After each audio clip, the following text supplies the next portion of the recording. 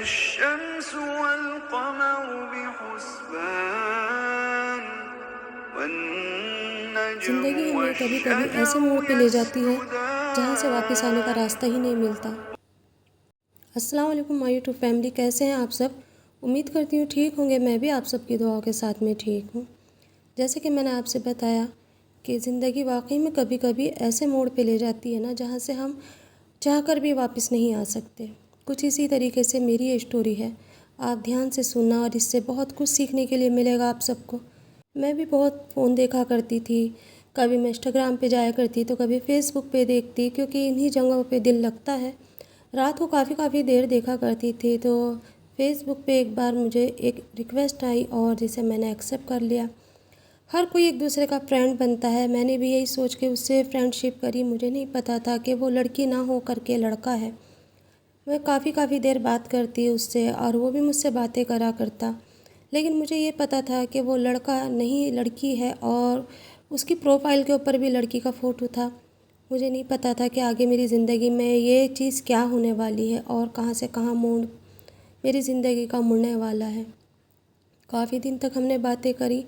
फिर उसके बाद जब उसने मुझसे अच्छी तरीके से पूरे घर की हर चीज़ की, जैसे कि फ्रेंड लोग होते हैं ना, एक दूसरे से पूछते हैं कौन घर में कौन कौन है, कैसा है, क्या है, वो अपने घर का हाल बताता और मैं अपने घर के हाल बताती। इसी तरीके से करते करते काफ़ी चीज़ें मेरे घर की उसे पता चल गई थी। उसे ये भी पता था कि मैं एक ही लड़की हूँ, अपने घर की इकलौती लड़की हूँ, और मेरा जो माँ बाप है उनके और कोई औलाद ही नहीं है। और वाकई में नहीं थे, भाई भी नहीं था, कोई बहन भी नहीं थी, मैं अकेली थी।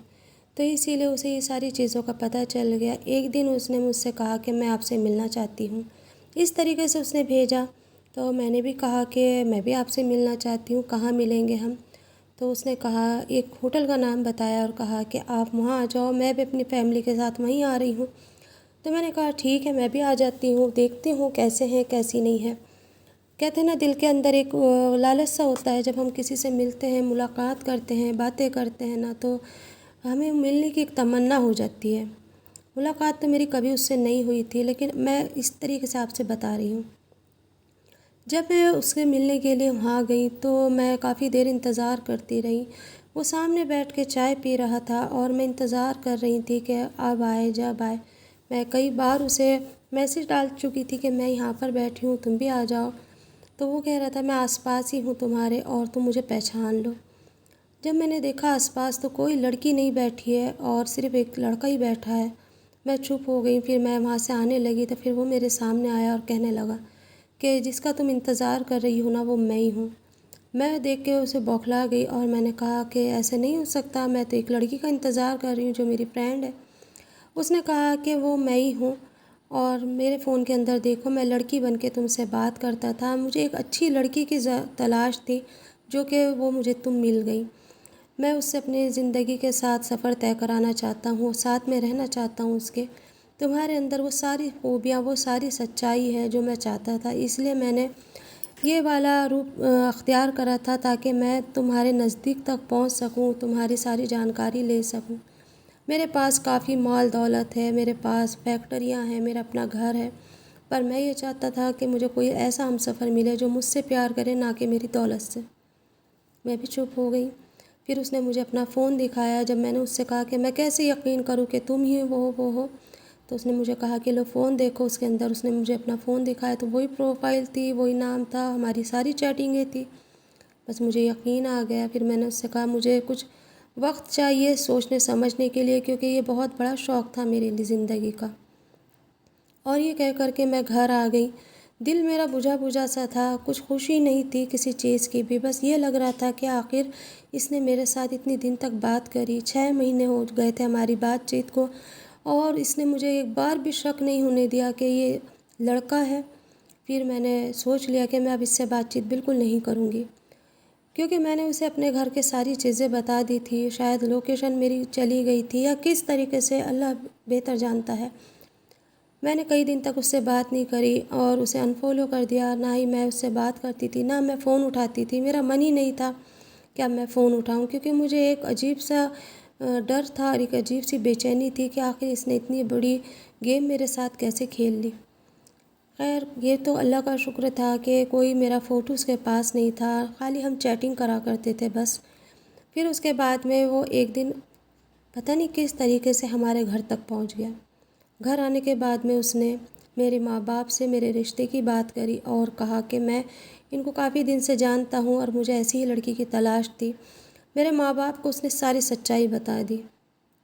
मेरे माँ बाप को वो लड़का बहुत अच्छा लगा, क्योंकि वो कहने लगे कि अगर ये कोई ऐसा फ्रॉड होता ना तो तुमसे शादी ना करता, तुमसे वो शादी करना चाहता है, काफ़ी फैक्टर ये बता रहा है, घर है, एक बार जा कर के हम देख लेंगे, दिल तसल्ली हो जाएगी तो फिर तुम इससे शादी कर लेना। मैं भी खामोश हो गई। बस इसी तरीके से मेरे माँ बाप गए, उन्होंने एक फ़्लैट दिखाया बहुत अच्छा, उसके अंदर उसके माँ बाप थे, उनसे भी मिलाया और कहा मैं भी इकलौता हूँ, ये भी इकलौती है, हमारा मेल बहुत अच्छा होगा। और बस खुशी खुशी हमारी मंगनी हो गई। माँ बाप की रज़ामंदी के साथ ही शादी हुई। प्यार तो कहीं से कहीं तक भी नहीं था, क्योंकि ये एक अजीब सा एक खेल सा लग रहा था मुझे। मेरा दिल बिल्कुल भी नहीं कह रहा था कि मैं ये शादी करूं या मैं इसके साथ ज़िंदगी गुजर करूं। लेकिन बस कहते हैं ना, माँ बाप के आगे भी मजबूर हो जाते हैं, और कुछ मेरे हाथों की गलतियां थी जिसकी वजह से मुझे खामोश होना पड़ा। माँ बाप ने भी कहा कि कल को ये बात अगर आगे फैली कि तुम किसी लड़के के साथ चैटिंग करती थी, तुम्हारी बात बाहर निकलेगी, बदनामगी होगी, इससे बेहतर ये है कि इस लड़के से कल बाद में भी तुम्हें शादी करनी है अभी कर लो, बस हमारी रज़ामंदी के साथ में। हम चाहते कि हमारी ज़िंदगी में तुम्हारी शादी हो जाए। और इस तरीके से मेरी उससे शादी हो गई। 6 महीने बहुत अच्छे से गुज़रे। इसी बीच में मुझे खुशखबरी मिली कि मैं माँ बनने वाली हूँ। मैंने उसे कबूल कर लिया था कि हाँ वो लड़का ठीक है, क्योंकि उसने मुझे कभी किसी चीज़ पे कुछ परेशान नहीं करा। 6 महीने के बाद उस जब पता चला कि मैं माँ बनने वाली हूँ तो वो भी बहुत खुश हुआ। खुश होने के बाद में उसके बाद जैसे जैसे वक्त गुज़रता रहा वो मेरा बहुत ध्यान करता, बहुत केयर करता। उसके बाद 6 महीने जैसे निकल गए, वक्त देखते देखते कब पलकों ही पलकों में निकल जाता है पता नहीं चलता। मेरे यहाँ पे एक प्यारी सी बेटी हुई। जब मेरी बेटी हो गई उसके बाद उसने मुझे थोड़ा थोड़ा सा तंग करना शुरू करा। 1.25 महीने के बाद सबसे पहले तो जब मैं अपनी माँ के यहाँ गई तो उसने कहा कि जब तुम आओगी ना तो जो तुम्हारे नाम फ्लैट हुआ है मैं उसमें रहूँगा, मैं यहाँ से बोर हो गया हूँ। मैंने उससे कहा कि ये तो हमारा अपना खुद का है। उसने कहा नहीं, ये रेंट पे है। मैंने कहा तुमने तो मुझसे शादी से पहले कहा था कि ये हमारा खुद का है। तो उसने कहा कि नहीं, ये रेंट का है, मैंने वो बेच दिया, मुझे किसी चीज़ की ज़रूरत थी इसलिए मैंने बेच दिया, और तुम सवाल भी नहीं करना। उसके बाद मैं जब अपनी अम्मी के गई, मैंने अपनी माँ से कहा कि माँ इस ऐसे से बात है। तो मेरी माँ ने कहा कि ऐसे कैसे हो सकता, हम बात करेंगे। जब मेरे माँ बाप ने बात करी तो मैं जब घर आई उसने मुझे बहुत मारा, इतना मारा कि मेरा पूरा मुंह सूज गया, मेरी आंखें सूज गईं। कोई बदन का एक ऐसा हिस्सा नहीं था जहाँ उसने मुझे अजियत ना दी हो। फिर मैंने अपने घर वालों को फ़ोन करके कहा कि मेरे साथ ऐसे ऐसे हो रहा है, मैं क्या करूं। उन्होंने कहा कि कुछ टाइम और रुको, देखते हैं, हम बात करते हैं। मेरे माँ बाप ने फिर उनसे बात करी कि तुम ऐसे क्यों करते, तुम्हारे माँ बाप कहाँ हैं। वो कहने लगा मेरे माँ बाप गांव चले गए हैं और मुझे घर की सख्त ज़रूरत है, मेरा कारोबार जो है वो लॉस में जा रहा है, मैंने ये फ्लैट जो था बेच दिया है, और जो आपने इसके नाम कर रखा है तो वो हमें दे दो। कहने लगे कि मेरे माँ बाप के हमने तो अपनी नाती के नाम कर दिया है। वो बोला ऐसे नहीं कर सकते तुम, ये उस फ्लैट में मेरा हक़ है, मैं जाऊँगा, मेरी बीवी का हक़ है। खैर मेरे माँ बाप ने वो फ्लैट भी दे दिया, लेकिन उसकी मार अभी भी कम नहीं हुई। अब तो हर बार हर चीज़ के ऊपर मुझे वो मारने लगा। कभी कहता कि ये चीज़ लेकर आओ तो कभी कहता ये चीज़ लेकर आओ। हर चीज़ के ऊपर टॉर्चर करता, और बात बात पे कहता जब मेरे साथ तुम लगी हुई थी तो पता नहीं कितनों के साथ तुम लगी हुई हो। ये बात मुझे अंदर ही अंदर खाया करती थी, क्योंकि गलती मेरी थी। मैं फ़ेसबुक पे उससे घंटों बातें करती, कॉल पे बात करती, पता नहीं किसकी आवाज़ बना करके वो मुझसे बात करा करता था कि महसूस ही नहीं हुआ कि ये लड़का नहीं है, लड़की नहीं है, या ये लड़का है। किस तरीके से मेरी ज़िंदगी इसने ख़राब करी। माँ बाप से अगर कहती तो माँ बाप भी यही कहते कि ये तुम्हारे कर्मों का फल है, तुमने जो करा था उसका फल तुम्हें ये मिल रहा है। यहाँ तक कि अब वो मुझे इतनी परेशान करने लगा कि खाने के टाइम पे कभी वो खाना फेंक देता, तो कभी कहता कि इसमें नमक तेज़ है, तो कभी कह देता इसमें मिर्च तेज़ है। हर बात पे मारता और घर से बाहर निकाल देता। मेरा घर हो के भी वो मुझे घर से बाहर निकाल देता। चुपके चुपके उसने सारे कागजात बनवाए और मेरा जो फ्लैट था वो अपने नाम पता नहीं किस तरीके से करा। एक बार वो खाली फ़ाइल लेकर आया था और कहने लगा, ये कंपनी मैं तुम्हारे नाम करना चाहता हूँ ताकि मेरे बाद तुम्हारा और बच्ची का कोई ना कोई सहारा हो, क्योंकि मैं इस टाइम बहुत परेशान हूँ, इन पेपरों पे साइन कर दो। मैंने उससे कहा कि ठीक है। मैंने पहले तो मना करा, फिर बाद में मैंने साइन कर दिए। मुझे नहीं पता था कि उसके दिल में क्या चल रहा है हमारे लिए। और वो फ्लैट भी उसने मेरा अपने नाम कर लिया। इसी तरीके उसने कई बार उसने मुझसे मेरी माँ के यहाँ से पैसे मंगवाए।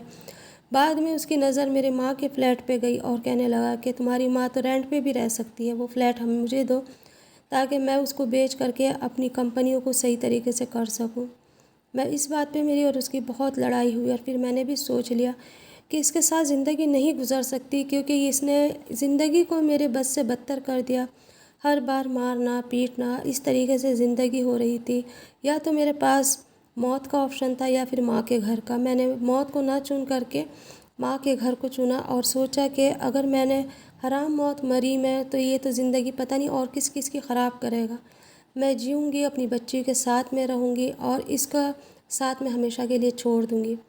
मैंने बहुत बड़ा एक वकील करा और उससे बात करी, उसे सब बताया। मेरे पापा ने मेरा साथ दिया। इस तरीके से मेरा किसी न किसी तरीके से उससे छुटकारा मिलने के लिए हमने पेपर तैयार करे, लेकिन उसने मुझे छोड़ने के लिए साफ मना कर दिया और कहा कि मैं तुम्हें नहीं छोड़ूंगा। और ये आपको पता ही है कि जो आदमी अगर मना कर देता है कि मैं नहीं छोड़ूंगा तो पुलिस भी कुछ नहीं करती, कोर्ट भी कुछ नहीं करती। लेकिन हाँ, मुझे कोर्ट से और पुलिस से इतनी मदद मिली जब मैंने उन्हें सारी बातें बताई कि उन्होंने कहा तुम अपनी माँ के यहाँ रहो, 6 महीने रहो, 6 महीने के बाद अगर ये सुधर जाता है तो तुम इसके घर जा सकते। आज भी मैं मुकदमा लड़ रही हूँ, लेकिन उसकी गिरफ्त से मैं अभी तक बाहर नहीं निकली। ना ही मेरा कोई साथ दे रहा है। मेरे पापा बहुत कोशिश कर रहे हैं किसी तरीके से इससे पीछा छूट जाए, पर उससे मेरा पीछा अभी नहीं छूट रहा। मैं परेशान हूँ, क्या करूँ क्या ना करूँ। बच्ची का साथ है, लेकिन वो कभी भी हमारे घर आ जाता है और ले जाने की मुझे कोशिश करता है। पुलिस को बुलाना पड़ता है जब वो मेरा पीछा छोड़ता है। एक गलती ने मुझे कहाँ से कहाँ पहुँचा दिया।